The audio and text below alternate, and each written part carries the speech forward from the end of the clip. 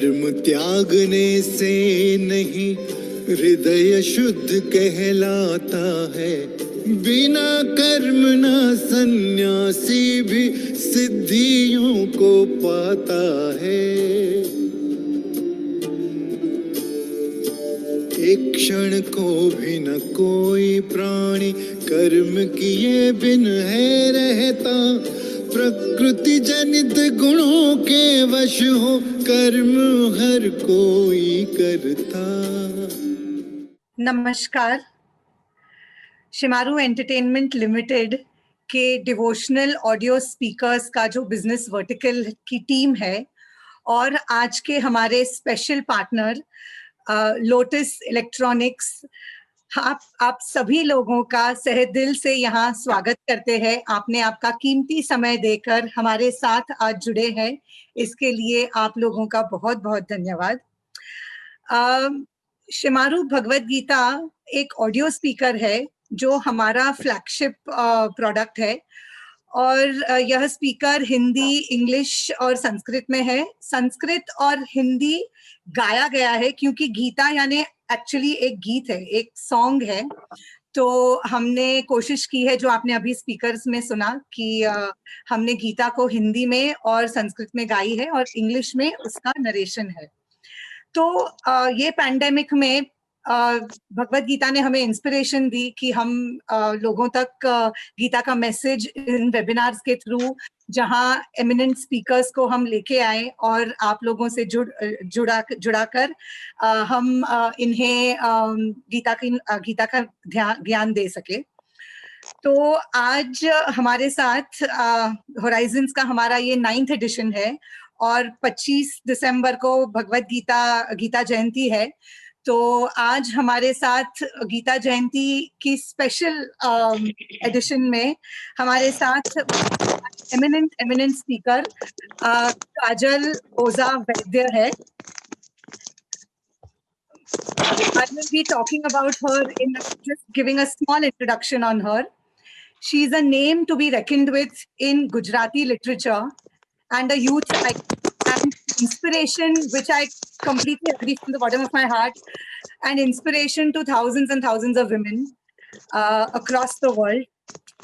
She is the daughter of renowned journalist Digant Oza, who is respected for his sharp and ethical contribution for over 5 decades in the world of media, and he's among the pioneer professional editors of our country. She is a writer to many award-winning Gujarati TV shows. Worth mentioning, one of them is Ek Dalna Pankhi, which has actually crossed 1700 episodes. She's a visiting faculty at Gujarat University, where she teaches creative writing. And she has had a keen interest in the Puranas, Mahakavyas, history, philosophy. And thus, that is her inspiration from where all her talks and writings come from, and they keep inspiring us. Kajal Ben, really happy to have you on board. And today's topic is Srimad Bhagavad Gita and the art of relationships. And I have heard her many times on this topic, and she is simply amazing on this topic. A small thing that जब हम गीता की ये research कर रहे थे इस product को बनाने के लिए, हमने एक गुरु को चुना था जिन्होंने हमें गाइड किया। और जब हम इस जर्नी पे शुरू किया हमने, तो उन्होंने मुझे एक बहुत अच्छी के बारे में, जो मैं एक 30 सेकंड में बता के मैं काजल को माइक हैंडओवर करूंगी। उन्होंने कहा था कि गीता का पूरा सार उसके पहले श्लोक के पहले वर्ड में है, पहले अक्षर में है, और जो लास्ट श्लोक है उसके लास्ट जो अंत का शब्द है उसमें है। तो जो पहला शब्द है वो है धर्म, और जो पहला शब्द पहले अध्याय का पहले श्लोक का, और जो लास्ट शब्द है मम, यानी मम इज मैं या मेरा, और धर्म, सो मेरा धर्म is the entire sar of the Bhagavad Gita, and that has stayed with me जब मैंने इसकी पूरी रिसर्च की है। और मुझे लगता है कि जो अगर हम हमारे रिलेशंस को, रिलेशनशिप्स, हमारी लाइफ को हम इस फिलॉसफी से जिए, मम धर्म. So that is how I would hand over to Kajal Ozaben to take this over. And please shed light for us on how with our dharma we can manage our relationships well. Thank you. Over to you, Kajal Ben. Namaste, pranam to everyone. And Shemaru, this initiative, it's an entertainment company. They don't have to do this. એમણે આ કરવાની કોઈ જરૂર નથી. છતાં એક મનોરંજન માટેની કંપની એક એવું કામ કરી રહી છે જેનાથી સમાજમાં જાગૃતિ આવે, જેનાથી કશુંક એવું થાય જે મનોરંજનની સાથે સાથે બુદ્ધિનું અને આત્માનું પણ રંજન કરે. So I think it's a very good initiative that Shemaru has thought of, and something that is great that they are doing. So I really extend my lot of love, good wishes to Shemaru. And I feel કે આવું કામ generally ગુજરાતીમાં બીજી કોઈ entertainment companyએ વિચાર્યું પણ નથી. એટલે એક તરફ સંજય ગોરડિયા, સિદ્ધાર્થ રાદેરિયાના નાટકો જેમાં તમે હસી હસીને પાગલ થઈ જાઓ, એક તરફ હિન્દી સિનેમા અને બીજી તરફ Gita. So I think they have covered a big arc of thought provoking, entertainment, laughter, emotions. એટલે સૌથી પહેલા તો હું શેમારુને હૃદયપૂર્વક અભિનંદન આપું છું. કેતનભાઈ has been a very dear friend, and I'm sure everyone has taken great trouble કે હું તમારા સુધી પહોંચું. આ મારો વિડિયો જ અત્યારે જેમ કે નહોતો ચાલતો તો they have tried to kind of manage everything. એવા આ સમયમાં આપણે વાત કરવાની છે ગીતાની, ભગવદ ગીતા. શું છે આ ભગવદ ગીતા અને કેમ એના વિશે વાત થવી જોઈએ? આ બે સવાલ મને લાગે છે બહુ અગત્યના છે. Why do we need to talk about it? શું કામ એના વિશે વાત થવી જોઈએ? તો જે વાત મારે તમને કરવાની છે એ છે કે સૌથી પહેલા તો આ ઉપનિષદ છે. ગીતા એ એક ઉપનિષદ છે. ઉપનિષદનો સાદો અર્થ જો આપણે કરવો હોય તો એ છે के नी पासे बैसवू. हम बात कर रहे हैं गीता की, भगवत गीता की, और क्यों करनी चाहिए ये बात. मेरा सबसे पहला सवाल ये है कि अगर हम नहीं करें भगवत गीता के बारे में बात तो क्या रह जाएगा जिंदगी में? क्या ऐसा हो जाएगा जिससे हम वंचित रह जाएंगे? ऐसा क्या होगा जिससे कुछ खो जाएगा? Bhagavad Gita is a book to teach how to live. हम कोई इलेक्ट्रॉनिक चीज लाते हैं या हम कोई अप्लायंस लाते हैं तो उसके साथ एक मैनुअल आता है. वो मैनुअल जब हम लगाते हैं तो उससे पहले देखा जाता है कि हम इस अप्लायंस को या इस चीज को कैसे यूटिलाइज करेंगे. वो मैनुअल हम पहले देखते हैं. हम कुछ अप्लायंस लाते हैं, कोई चीज लाते हैं तो उसके साथ एक मैनुअल आता है. वो मैनुअल पढ़ने के बाद ही उस अप्लायंस का उपयोग करना चाहिए, क्योंकि उसको अगर हमने नहीं पढ़ा और प्लग इन कर दिया और कोई उल्टा सीधा बटन दब गया तो अप्लायंस जलकर खाक हो जाएगा या अनयूजफुल हो जाएगा या बेकार हो जाएगा. आप सोचिए हम गीता कब पढ़ते? हमारे घरों में गीता तब पढ़ी जाती है जब कोई गुजर जाए. जब एक इंसान गुजर जाए उसके बाद हमारे घर में एक ब्राह्मण आता है जो गीता पढ़ता है और हम सब सुनते हैं. और खासकर मुझे लगता है बड़ी उम्र के लोग बैठते हैं. हमारी उम्र के तो लोग बैठते भी नहीं है. उनको लगता है इसमें सुनना क्या है. बल्कि मुझे ये लगता है कि अगर गीता के साथ कोई भी लेना देना है तो बच्चों को, 5 साल के बच्चे को गीता समझानी चाहिए.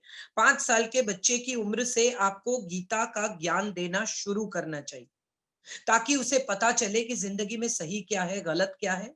उसे पता चले कि फेयर क्या है, फाउल क्या है. उसे पता चले कि आगे जिंदगी में जब आप सवाल आके खड़े रह जाएंगे तो आपको उसके साथ कैसे डील करना है. हम हमारे बच्चों को जो भी सिखाते, आपने कभी बड़े आराम से परवरिश के बारे में, तरबियत के बारे में सोचा होगा तो आपको समझ में आएगा कि हम क्या सिखाते हैं हमारे बच्चों. मम्मी टिफिन पैक करती है, बच्चे को बोलती है कि देखो तुम्हारा फेवरेट नाश्ता रखा है, दूसरों को मत देना, तुम खाना. Think about it.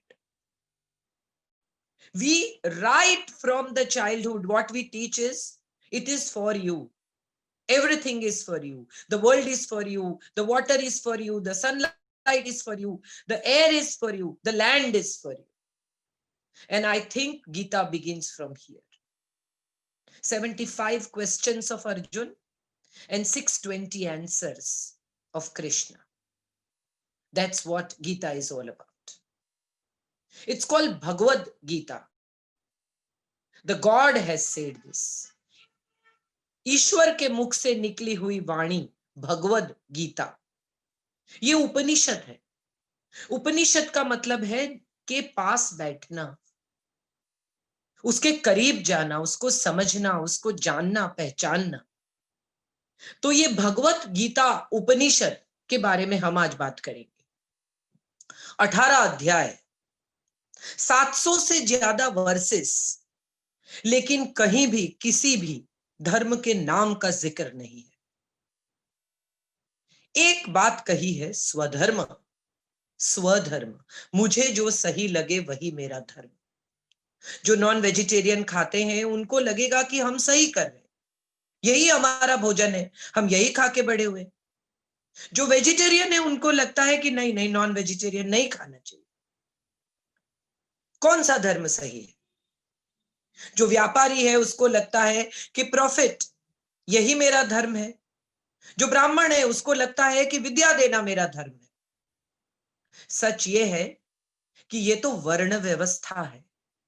धर्म तो सिर्फ एक ही है और वो है इंसान होने का धर्म, सत्य का धर्म, प्रामाणिकता का धर्म, शेयर करने का धर्म, केयर करने का धर्म. और मुझे लगता है गीता यही सिखाती है. कृष्ण से अर्जुन पूछते हैं, लेकिन कृष्ण से अर्जुन कब पूछते हैं और ये कौन बताता है, किसे बताता है? आप सोचिए. और अगर आपने किसी ने गीता पढ़ी है तो आप सबको समझ में आएगा कि ये तो एक दीर्घ दृष्टि वाला इंसान, जो दूर तक देखता है, जो दीवारों को फांद कर देख सकता है, ऐसा एक इंसान, एक प्रज्ञा चक्षु को, एक जो नहीं देख सकता ऐसे इंसान को धर्म क्षेत्र यानी कुरुक्षेत्र में होने वाले ये व्यापार के बारे में, ये परिस्थिति के बारे में, वहां जो हो रहा है उसका चितार दे रहा है. This is a clairvoyance talking to a visually impaired person.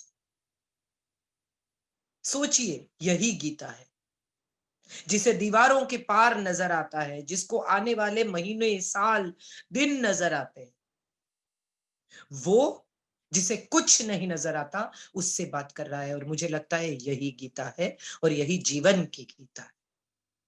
अगर आपको आने वाला वक्त दिखता है, अगर आपको दिखता है कि हमें हमारे आने वाली पीढ़ियों के लिए कुछ छोड़ कर जाना है, तो वो क्या छोड़ कर जाना है? मकान, दुकान? हमें हमारी आने वाली पीढ़ियों के लिए संस्कार छोड़कर जाना है, साफ हवा छोड़कर जाना है, ऐसी पृथ्वी छोड़कर जाना है जो जीने के लिए थोड़ी सी बेहतर जगह बने. और हम क्या छोड़कर जाते हैं? पैसे, मकान, दुकान. और लड़ाई यहीं से शुरू होती है. दुनियावी चीजों की लड़ाई है, जमीन की लड़ाई है. अगर सबसे पहली बार जब कृष्ण जाते हैं विष्टि करने दुर्योधन की सभा में, तो वो काम्यक वन से गुजरते हैं, क्योंकि पांडव उस वक्त काम्यक वन में वनवास भोग रहे हैं. और वो गुजरते हैं वहां से, वहां रुकते हैं एक रात. और द्रौपदी बहुत नाराज है. वो उनसे कहती है कि ये क्या कर रहे हैं आप? जिसने मेरे बाल खींचे, जिसने मेरे कपड़े खींचे, जिसने मुझे इतना अपमानित किया, आप उसके यहां जाए, आप उससे जाकर ये कहेंगे कि हमें 5 गांव दे दे, हमें भूमि दे दे और हम उस भूमि को लेके सुखी हो जाएंगे? ऐसा आपको सच में लगता है? कृष्ण सुनते हैं बड़े ध्यान से, बड़े प्यार से, बड़ी सहानुभूति से. कृष्ण का यही गुण है. वो सबको सहानुभूति से सुनते हैं, सबको बड़े स्नेह से सुनते हैं, सबको सबको बड़े आराम से सुनते हैं। वो कभी ये नहीं कहते कि मैं तुम्हारी बात नहीं सुनूंगा, मत बोलो, चुप रहो, किसी से नहीं कहते। How interesting is it if you come to think about it. आज के जमाने में सुनने वाले कितने हैं? कभी सोचा है आपने? बड़े आराम से आप समझ पाएंगे कि सुनने वाले लोग ही नहीं है, सिर्फ बोलने वाले लोग हैं। आप किसी को फोन कीजिए और बताइए कि पापा की तबीयत ठीक नहीं है, वो तुरंत आपसे कहेंगे हाँ कल भी मुझे भी ऐसा ही लग रहा था, सुनो मेरी बात सुनो। सब कुछ कहना चाहते हैं, सुनने वाले लोग ही नहीं। अच्छे श्रोता हैं कृष्ण, और अच्छा वक्ता वही होता है जो एक अच्छा श्रोता होता है। कृष्ण जब गीता सुनाना शुरू करते हैं, उससे पहले पूरा एक अध्याय अर्जुन विषाद योग। अर्जुन कहते हैं, कृष्ण सुनते हैं, बीच में टोकते नहीं है, चुप हो जाओ, समझ गया। आप अगर ध्यान से पढ़े तो आपकी समझ में आएगा कि एक पूरा अध्याय अर्जुन एक ही बात कहे जा रहे। It's a repetition of words, it's a repetition of thought, it's a repetition of complaints. Why should I? Why should I? Why should I? What am I going to get out of it? Am I going to get anything out of it? Should I do this? हम सब यहां से नहीं गुजरते हैं क्या? ये सिर्फ अर्जुन है, हम नहीं है, हम भी हैं। हम यहीं से गुजरते हैं। हम सब बार बार पूछते हैं मुझे क्या मिलेगा, मेरा क्या होगा, मैं क्यों करूं। अर्जुन भी पूछता है मुझे क्या मिलेगा, मेरा क्या है, ये सारा राज्य मिल भी गया तो मुझे क्या फायदा होगा इससे। अगर मैंने पा भी लिया, मेरे भाइयों को मारकर सब कुछ मुझे मिल भी गया, तो मेरा क्या है इसमें, ये तो यहीं छोड़कर जाना है। और मजे की बात यह है कि यह बात क्या उसे पहले नहीं पता थी? अचानक से ज्ञान हुआ है? नहीं। लेकिन हम सब उस दोराहे पर आकर जब खड़े हो जाते हैं, तब हमें समझ आता है कि अर्जुन विषाद योग क्या है। तो जब काम्यक वन में कृष्ण द्रौपदी से मिलते हैं, द्रौपदी बड़ी नाराज है, उनसे कहती हैं कि आप क्यों जा रहे हैं, आप मत जाइए, क्यों बेइज्जती करनी है आपको, मत कीजिए, ये समाधान, ये कॉम्प्रोमाइज नहीं चाहिए, मुझे बदला चाहिए, जो मेरा अपमान हुआ उसका, जो मेरे साथ हुआ उसका बदला चाहिए। और तब कृष्ण कहते हैं कि युद्ध हो कि ना हो, लेकिन जिसने तुम्हें रुलाया है वो रोएंगे। न में मोघम वचो भवेत, मैं जो कह रहा हूं वो विफल नहीं होगा द्रौपदी, विश्वास करो मेरे शब्दों। महाभारत तो यहीं से शुरू होती, सच पूछो तो युद्ध यहीं से शुरू हो चुका है। न में मोघम वचो भवेत, मेरी बात कभी गलत नहीं हो सकती। उससे थोड़ा आगे जाते हैं और अगर सोचते हैं तो 2 बार कृष्ण विराट स्वरूप का दर्शन कराते हैं। कौन से हैं वो 2 बार? एक बार है दुर्योधन की सभा में, जब कृष्ण का अपमान होता है और वो विराट स्वरूप का दर्शन कराते हैं, विश्व स्वरूप, ये मैं हूं, सारे देवता मुझ में हैं, सारे इंसान मुझ में है, हर फल फूल, हर जीव जंतु, हर वो छोटी चीज जो इस जगत से जुड़ी है वो मुझ में है, वो विराट स्वरूप, विश्व स्वरूप। ये डर लगना चाहिए, इसके लिए दिखाते हैं, भय जगाने के लिए। और दूसरी बार बताते हैं भय भगाने के लिए। जब अर्जुन बिल्कुल निराश है, उसे लगता है मैं नहीं लड़ पाऊंगा, मेरे हाथ से गांडीव छूटा जा रहा है, मेरा गला सूख रहा है, मेरे होठ थरथर रहे हैं, मेरी आंखों में पानी है, मेरे सारे गात्र शिथिल है, कृष्ण मैं नहीं लड़ सकता। और तब कृष्ण विराट स्वरूप का दर्शन कराते भय भगाने के। और यही मुझे लगता है ईश्वर का अस्तित्व है हमारे जीवन में। भय लगना और भय न लगना, दोनों चीजों के लिए ईश्वर की आवश्यकता है। अगर कुछ गलत कर रहे हैं, अगर आप दुर्योधन हैं तो भय लगेगा, और अगर आप अर्जुन हैं, धर्म क्षेत्र में खड़े हैं, आपको ईश्वर पर विश्वास है, ईश्वर आपका साक्षी है, आपका सारथी है, तो भय नहीं लगना चाहिए। ये भी ईश्वर खुद कहते हैं। कृष्ण ईश्वर है या नहीं, इस पर भी बहुत बहस है महाभारत। कोई कहता है ये ईश्वर नहीं है, कोई कहता है ये ईश्वर है, कोई कहता है स्वयं विष्णु का अवतार है, कोई कहता है नहीं है। इसके बीच में कृष्ण कहते हैं कि ये बहस बंद करो। आप मुझे ईश्वर माने या न माने, आप एक बात जरूर मानिए कि मैं सत्य के पक्ष में। हम जनरली एक शब्द का बहुत प्रयोग करते हैं, तटस्थ, न्यूट्रल। इंसान जिंदगी भर न्यूट्रल नहीं रह सकता। तटस्थ मतलब जो किनारे पर खड़े हैं, वो जो किनारे पर खड़े हैं वो क्या देखते हैं? पानी की स्पीड कितनी है, पानी कितना गहरा है, कूदेंगे तो बहेंगे या रह जाएंगे या तैर पाएंगे, ये किसको पता चलता है? जो किनारे पर खड़ा है उसे नहीं, जो पानी में कूद पड़ता है उसे। तो कृष्ण सलाह देते हैं सत्यस्थ होने की, तटस्थ होने की नहीं। मत खड़े रहो किनारे पर, कूदो, तब पता चलेगा ये लहर कितनी तेज है, ये बहाव कितना तेज है, ये पानी कितना गहरा है, आप तैर पाएंगे या नहीं तैर पाएंगे। और ये कूद पड़ना, ये सत्यस्थ होना, ये कर्म है।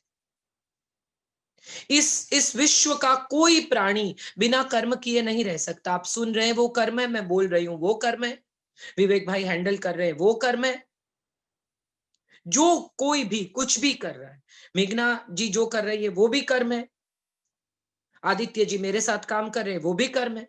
हर छोटी चीज, हमारा सांस भी कर्म,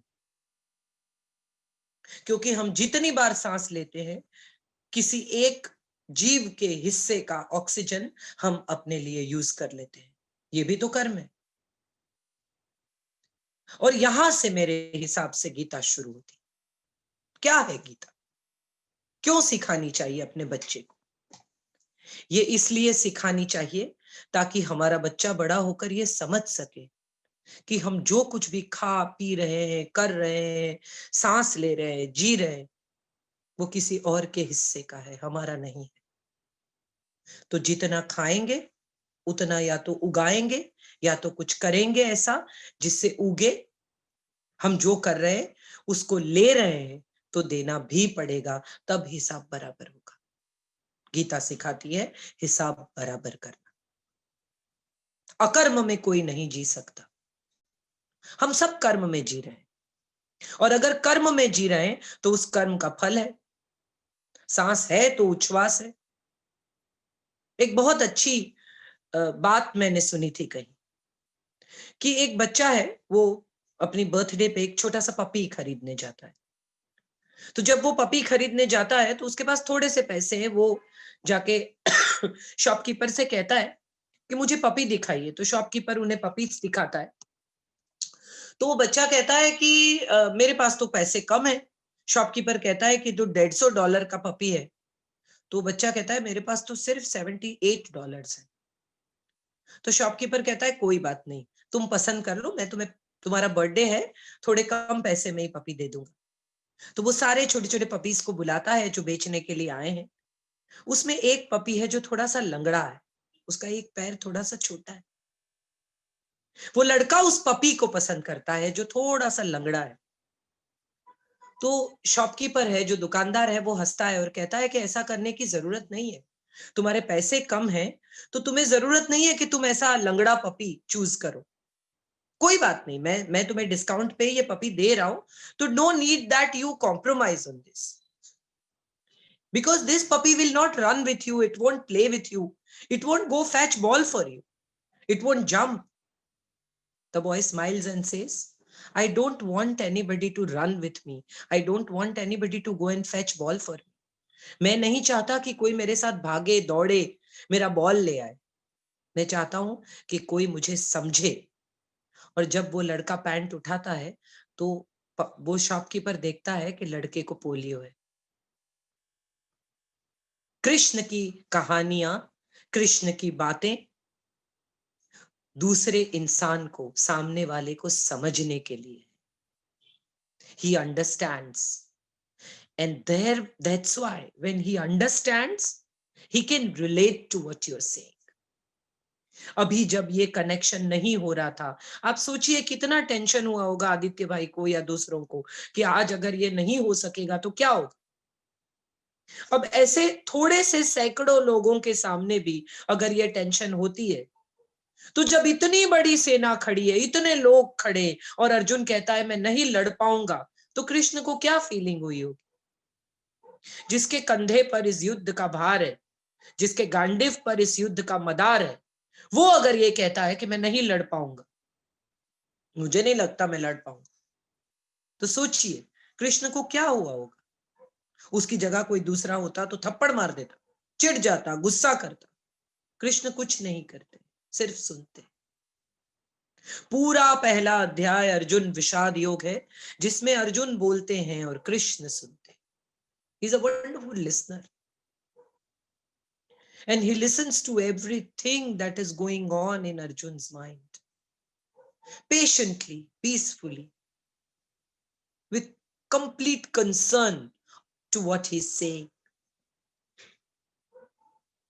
और जब सुन लेते हैं तो बोलना शुरू करते हैं, क्योंकि अर्जुन को जो कहना था वो कह चुके हैं। अब अर्जुन रिक्त हो गए हैं, खाली हो गए।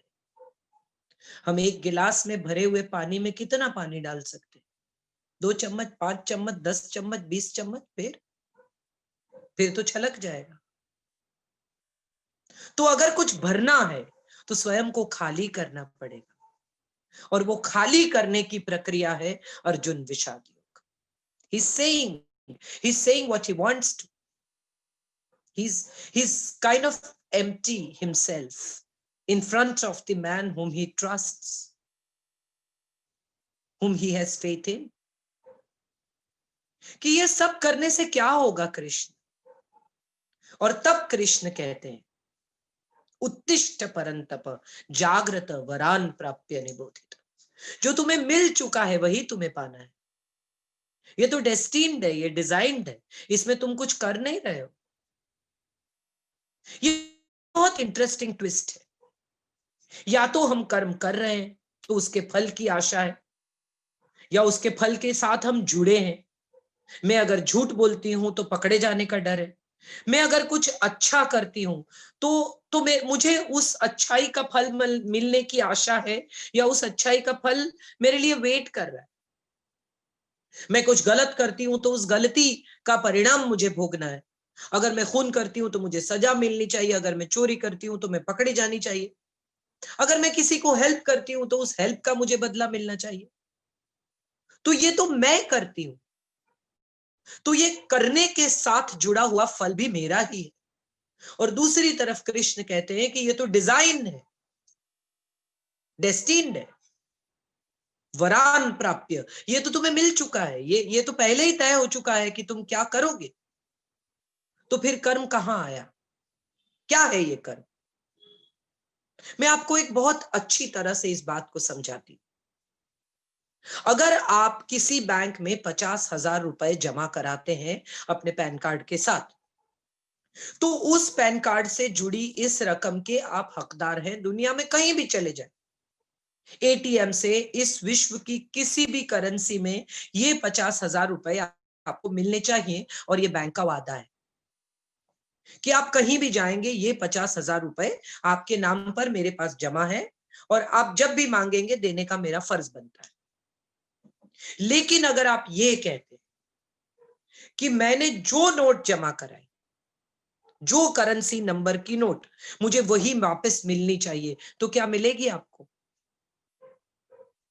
नहीं, क्योंकि वो तो गई कॉस्मोस में घूमने, वो बैंक की सिस्टम में चली गई। आप जो कर्म करते हैं वो ये सिस्टम में चला जाता है। It comes back to you as and when you demand the result of it. Yes, it does come back to you, but not in the same form. Not the same notes that you had given to the bank to keep it in your name. ये कर्म है, ये आपके आने वाले वारिसों को मिलेगा। और वैसे ही आप अगर लोन उठाते हैं तो बैंक भी आपसे नहीं मांग सकता कि आपको जो लोन के नाम पे जिस नंबर के नोट दिए थे आप वही वापस करो। आप भी नहीं दे सकते, क्योंकि ये भी कर्म है, आपने उठाया है, आपको लौटाना है, लेकिन वही कर्म आप नहीं लौटा सकते। घूमते फिरते वो कर्म कहीं ना कहीं आपको रिजल्ट देते, और ये रिजल्ट या तो ब्याज है, या ब्याज भरना है, या ब्याज लेना है। आपकी मूल रकम जो आपने दी थी वो आपका कर्म है, और उसके साथ जुड़ा हुआ ब्याज या तो आपको देना है, इंटरेस्ट या तो आपको देना है या आपको लेना है, ये आपका फल है। This is the simplest way you can understand कर्म। तो जब कृष्ण डिसाइड करते हैं आपका कर्म, जब कृष्ण कहते हैं कि ये तो सब डेस्टिन्ड है, सब डिजाइन्ड है, ये तो सब पहले से तय है, तो आप क्या करते हैं? क्या है वो कर्म जो आप करते? मैं एक बार गीता पर लेक्चर कर रही थी और किसी ने मुझसे पूछा, एक 14-15 साल के बच्चे ने ऑडियंस से, very interesting question which I would love to share with you. The kid asked me कि कर्ण तो बहुत ही दानवीर थे, बहुत भले थे, जिसको जो चाहिए दे देते थे, कभी सोचते भी नहीं थे, फिर उनको ऐसी मौत क्यों आई? बहुत इंटरेस्टिंग सवाल है। उनको ये मौत इसलिए आई क्योंकि खुद कृष्ण गए थे उनके पास उनसे कहने कि चलो धर्म के पक्ष में आ जाओ, मत लड़ो अधर्म के पक्ष से। आप जहां खड़े हैं वो गलत जगह है, आप जो कर रहे हैं वो गलत है, आ जाइए, मत रहिए उस पक्ष में। लेकिन उन्होंने नहीं सुना, उन्होंने धर्म के ऊपर दोस्ती को चुना, उन्होंने धर्म के ऊपर अधर्म को चुना, उन्होंने सही के ऊपर गलत को चुना। हम ये चुनाव कर सकते हैं, और ये चुनाव हमारा कर्म है। Right and wrong, foul and fair, good and bad, यही हमारा चुनाव है, और ये चुनाव जो है वो हमारा कर्म। कोई आपसे कहता है कि ऐसा कर दो, ये भ्रष्टाचार कर दो, इतना छोटा सा तो है, गलत कर दो ना, ये आप कर्ण की स्थिति में खड़े। अगर आप मना कर देते हैं तो आप धर्म के पक्ष में हैं, और अगर आप इस लालच को, इस मोह को, इस बात को, ये फायदे वाली बात को स्वीकार कर लेते हैं तो आप गलत कर रहे हैं, और गलत का फल गलत है, सही का फल सही है। हमारे हर रिश्ते में हम हर बार इस चुनाव से गुजरते हैं। हमारे हर रिश्ते में हमारे पास ये हक है, ये अधिकार है, ये पल है, ये चुनाव है कि हमें सही करना है या गलत करना है। और हमारा फल, हमारे रिश्तों का रिजल्ट, हमारे रिश्तों की अवधि, हमारे रिश्तों की लाइफ इस चुनाव पर डिपेंडेंट है। हम क्या चुनते हैं उसके ऊपर हमारी जिंदगी डिपेंडेंट है। दोनों जाते हैं, अर्जुन और दुर्योधन, कृष्ण से मदद मांगने। कृष्ण सोए, अहंकारी है दुर्योधन, तो कृष्ण के सर के पास बैठता है। नम्र है अर्जुन, तो कृष्ण के पैरों के पास बैठता है। कृष्ण जागते हैं, ऑब्वियसली आप अपने पैर पहले देखते हैं। क्या डिजाइन है कुदरत की, सोचिए आप। जो पृथ्वी पर गड़ा है, जो पृथ्वी पर रखा जाएगा, जिस पर आपका पूरा वजन रहेगा, उस चीज को आप जागते ही देखते हैं। आप सबसे पहले अपने पांव देखते हैं, क्योंकि आपकी नजर वहीं जाती है। अर्जुन को देखते हैं, बाद में दुर्योधन को देखते हैं, पूछते हैं क्यों आए हो? दोनों कहते हैं मदद मांगने आए। और कृष्ण कहते हैं कि पहला मैंने अर्जुन को देखा है, तो मांगने का पहला अधिकार अर्जुन का है। और कृष्ण कहते हैं कि दो चॉइसेस है आपके पास, एक तरफ मैं हूं अकेला, न्यास्ति शस्त्र अयुध्यमान, मैं युद्ध नहीं करूंगा, मैं शस्त्र नहीं उठाऊंगा। ये भी एक रास्ता है जिंदगी के युद्ध में लड़ने का। आप शस्त्र नहीं उठाते, आप युद्ध नहीं करते हैं, और फिर भी आप युद्ध के मैदान के बीच में खड़े होकर किसी को ये कह सकते हैं कि उठाओ शस्त्र और लड़ो, क्योंकि तुम्हारी नियति है। ये शक्य है, ये संभव है।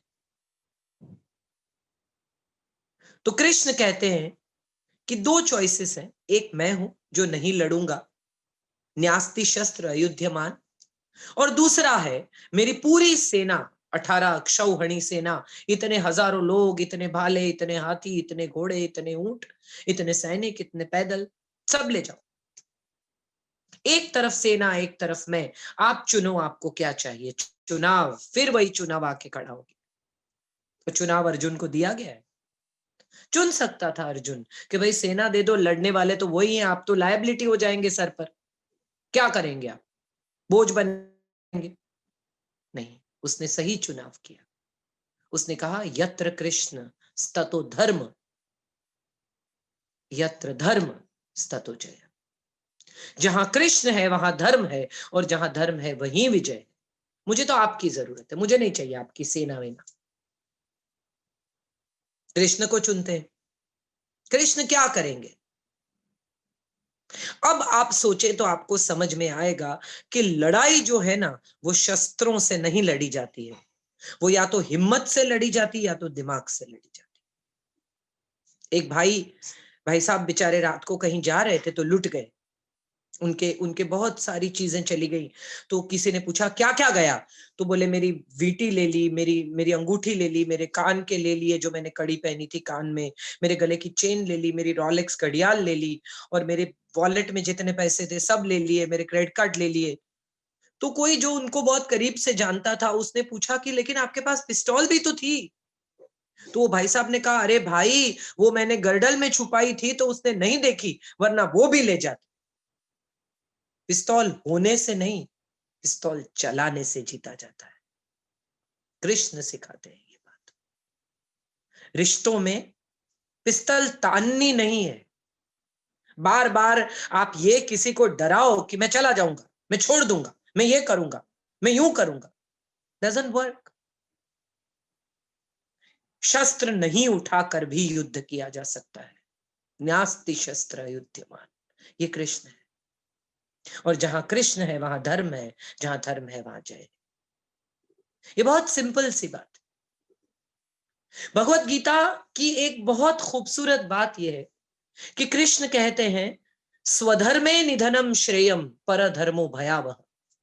दूसरों का धर्म डराता है, दूसरों का धर्म डेंजरस है, आपका जो धर्म है वही सही है। ये किस धर्म की बात कर रहे हैं?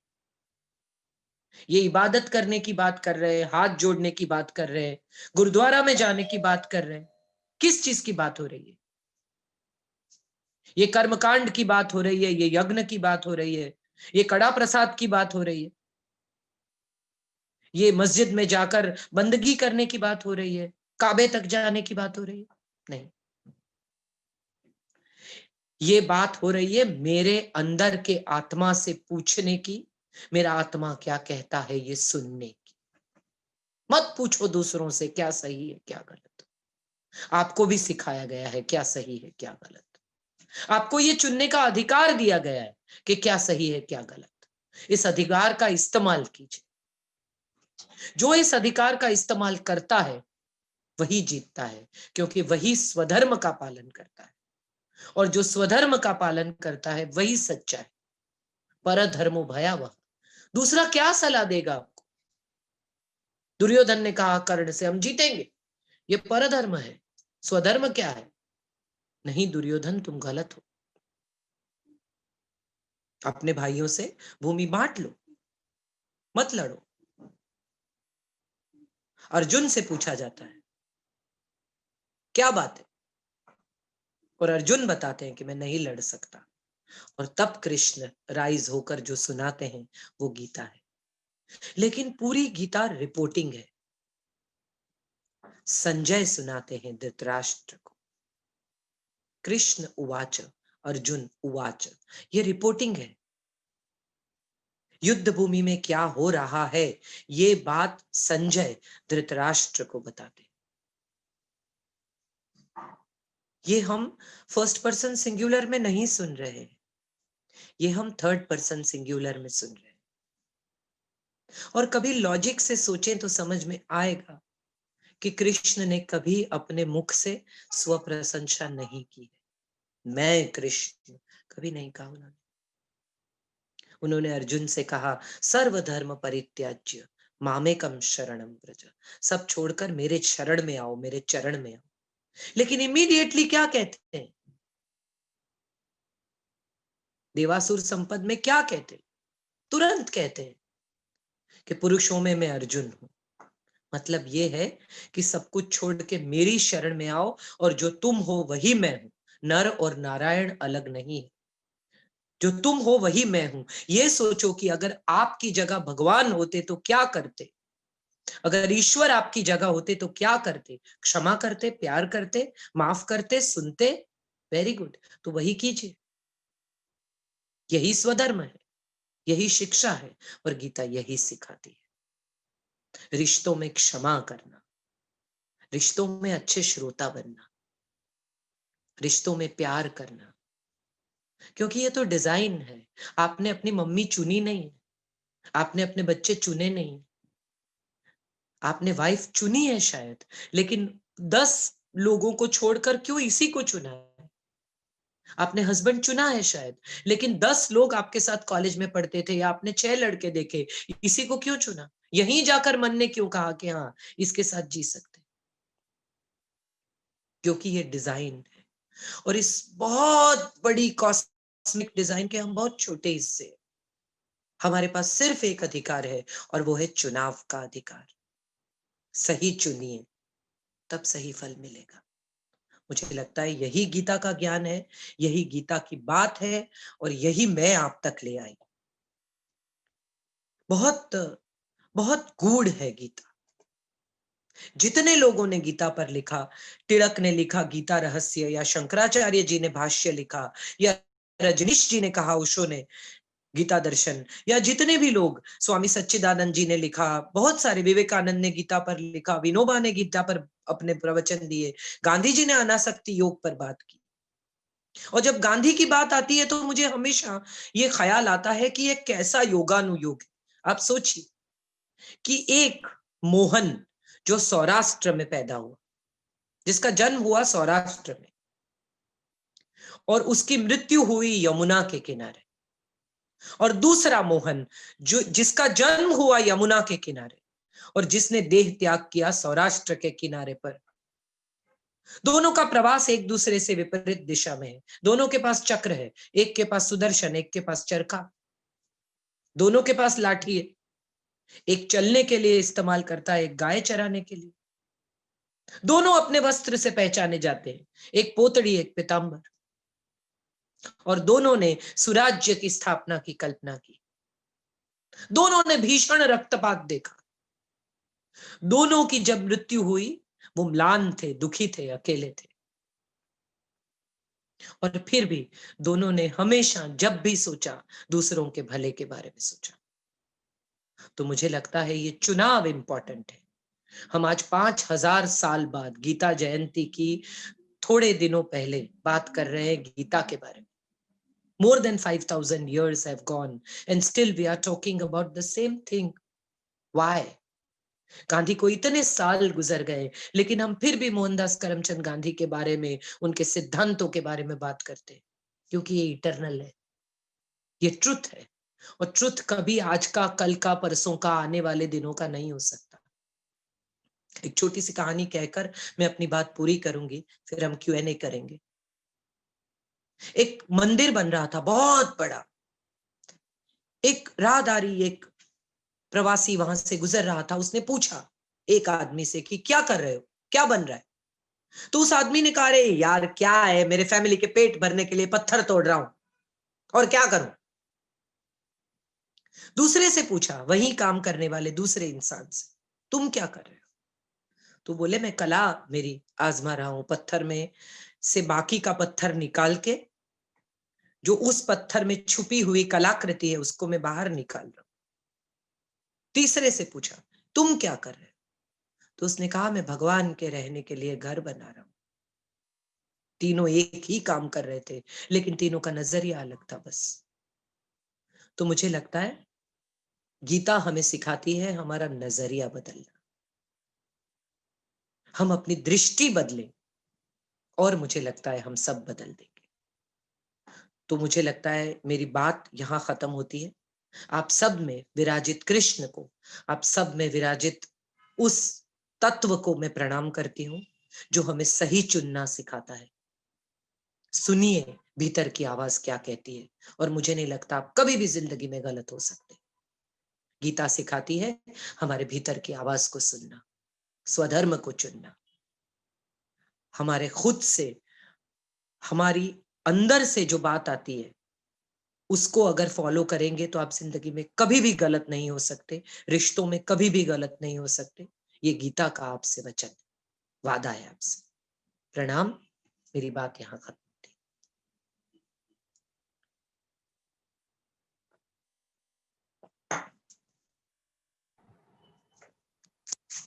बहुत बहुत धन्यवाद Kajal ben, it was just amazing.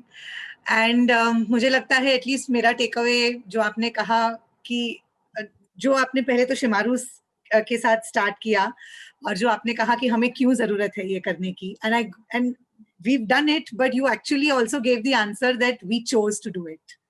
हमने उसे चुना. It's so nice. I adore this, that in the world of corona today, when everyone needs to choose, Yes. Mask पहनो तो उसका परिणाम है, ना पहनो तो उसका परिणाम है, परिणाम है. Yes. सैनिटाइज करो तो उसका परिणाम है, ना करो तो उसका परिणाम है। सही चुनाव करो और कोरोना से बचो, गलत चुनाव करो और कोरोना आपका इंतजार करते हुए खड़ा है। That's true. That's so true. So हमारे लिए at least these were two important takeaways जो आपने कहा about listening in any relationship। जगह अगर हम सुनते हैं तो हमारा उस relationship, उस रिश्ते के प्रति नजरिया automatically बदल सकता है। And I think that is why we also chose to bring out the Gita also in a listening format, कि हम गीता को भी सुने। So these were the two important things, at least for us as Shimaru, as a good takeaway from your lecture today.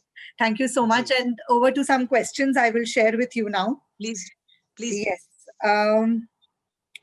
So one of the questions over here is that अगर हम कहते हैं कि forgiveness जरूरी है, तो एक जगह forgiveness है और एक जगह युद्ध है, या the opposite of forgiveness है, तो इसके बीच का जो how do you bring forgiveness in that? forgiveness weakness नहीं। forgive कौन कर सकता है? सादा सवाल अगर मैं आपसे पूछूं कि क्षमा कौन कर सकता है? क्षमा वो कर सकता है जिसमें सजा करने की ताकत हो।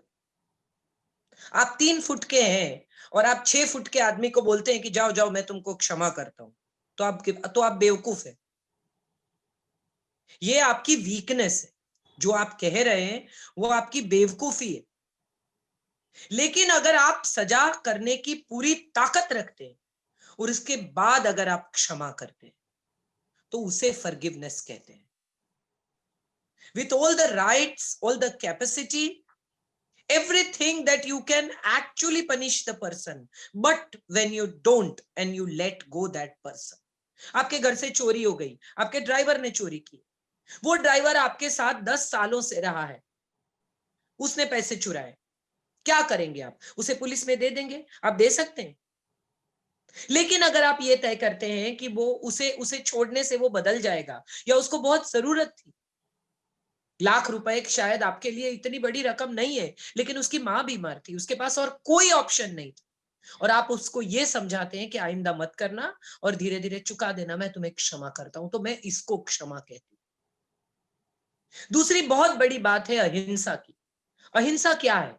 एक लड़की की इज्जत लूट रही है, आप वहां से गुजरते हैं और आप ये कहते हैं कि मैं अहिंसा में विश्वास करता हूं, तो आप बेवकूफ है, आप नपुंसक है। उस वक्त हिंसा का प्रचार नहीं होता है, उस वक्त हिंसा ही इंपॉर्टेंट है। जो आदमी एक लड़की को छेड़ रहा है, इज्जत लूट रहा है, उसको मारना ही धर्म बनता है। लेकिन बस में घुसने के लिए अगर आप किसी को धक्का देते हैं तो वो हिंसा है, वो गलत है। रुकिए, आएगी दूसरी बस, इतना पेशेंस तो होना चाहिए आप। तो मुझे लगता है ये चुनाव है। Once again we come here, we choose what is forgiveness, what is forgiveness, how will you forgive, and why will you forgive? And are you really entitled to forgive? Do you have the right to forgive? So मुझे लगता है ये बहुत उलझे हुए सवाल है जिसका जवाब हर इंसान को खुद देना है, और शायद इसीलिए कृष्ण ने कहा स्वधर्म। अपने सवालों का जवाब खुद ढूंढिए, उसी को तो स्वधर्म कहते हैं। Okay. मानो कि इन आज की लाइफ में बहुत ऐसे भी टाइम्स आते हैं when we don't have someone to talk to in front of us, or someone to be able to listen to us in any ways, or to give us answers. What do we do? Listen to yourself. Who's a better listener than you yourself? आपका आपसे बड़ा श्रोता कौन है बताइए? आपका आपसे बड़ा दोस्त कौन है बताइए? इस दुनिया में अगर एक ही इंसान पर विश्वास करना है तो आप किस पर करेंगे? खुद पर। दूसरों की जय से पहले खुद को जय करें। और भीतर तो कृष्ण है ही, भीतर के कृष्ण को जगाइए, भीतर के तत्व को जगाइए, स्पिरिचुअलिटी जगाइए। गीता बहुत अच्छी चीज सिखाती है, और वो शायद ये है कि अध्यात्म और धर्म अलग है। अध्यात्म में आप दिया जलाए न जलाए, आप यज्ञ करें ना करें, आप मंदिर जाए न जाए, लेकिन भीतर ईश्वर को जगाए रखें। आप ही मंदिर है, आपका शरीर ही मंदिर है। साफ रखें, कचरा न डालें, शराब सिगरेट का कचरा अपने शरीर से दूर रखें, क्योंकि भीतर ईश्वर का वास है। क्या कर रहे हैं आप? तो मुझे लगता है खुद को सुनिए।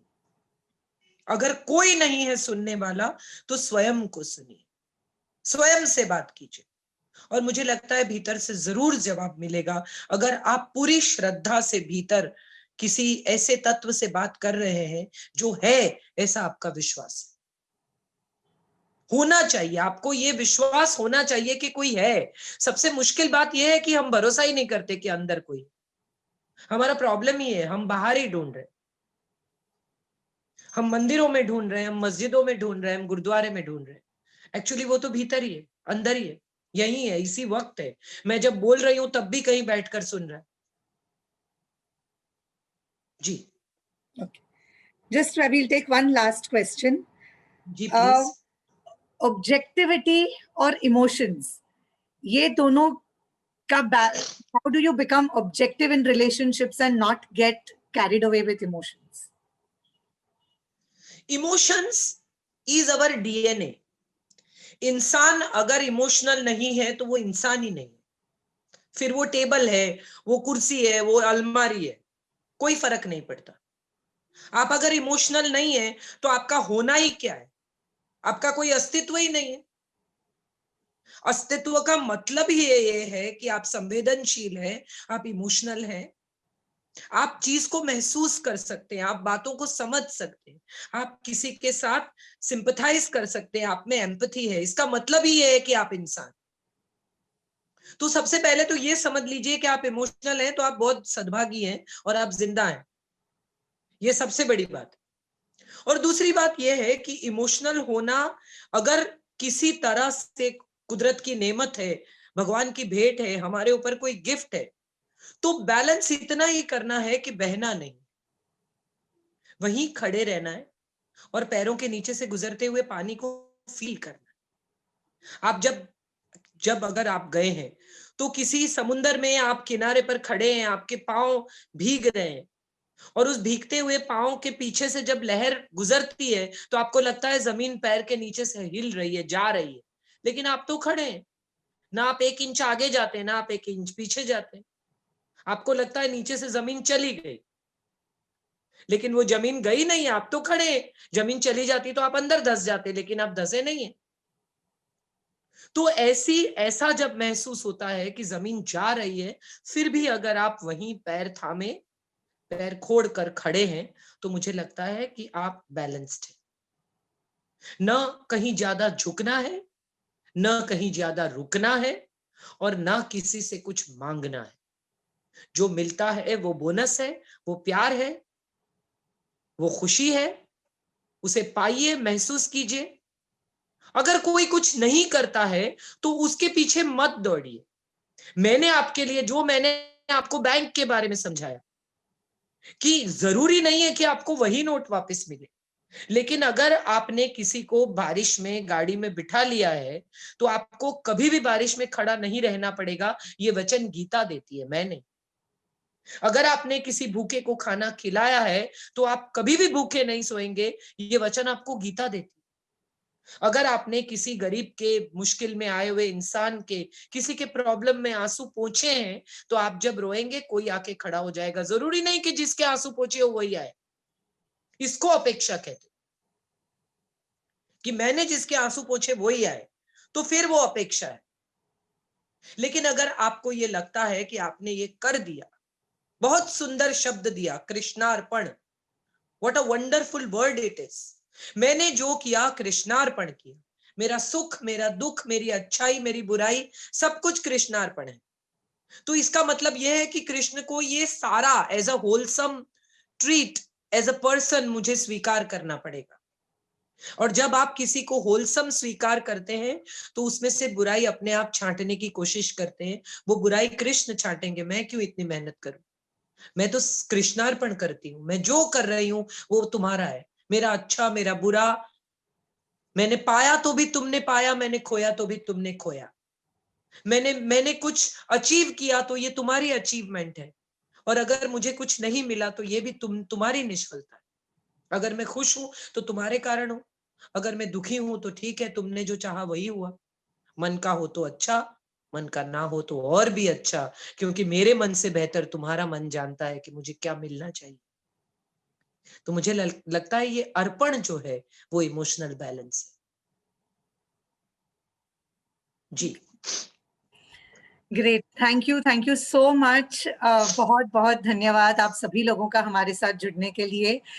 Special thanks also to Lotus Electronics who's our retail partner, जो हमारे साथ जुड़े हैं हमारी इस मैसेज को लोगों के तक लेके जाने के लिए उनके रिटेल स्टोर्स के through. So thank you everyone. हमारे ये products are available on devices.shimaru.com, just in case आपको you want to have a look at them.